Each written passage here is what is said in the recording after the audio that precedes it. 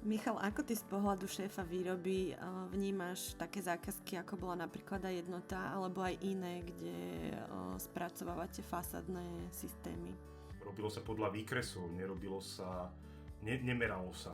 Čiže museli sme v niektorých prípadoch myslieť aj na to, ako pojať nejaké prípadné nerovnosti. Bolo tam veľa oplechování, tam je veľmi dôležité, aby oplechovania lícovali s pohľadovými plochami profilov. Takže toto nás trošku potrápilo, ale aj s tým sme si poradili. Povedz mne lajkovi, že čo sú to oplechovania?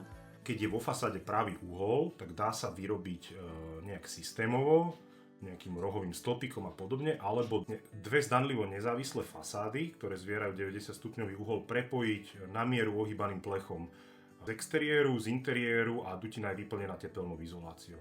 Čiže tieto plechy museli lícovať s pohľadovými plochami stĺpikov. Keby tam nebola tá línia, tak si človek pomyslí, že to je jednoliaté. Možno z diaľky to aj tak vyzerá.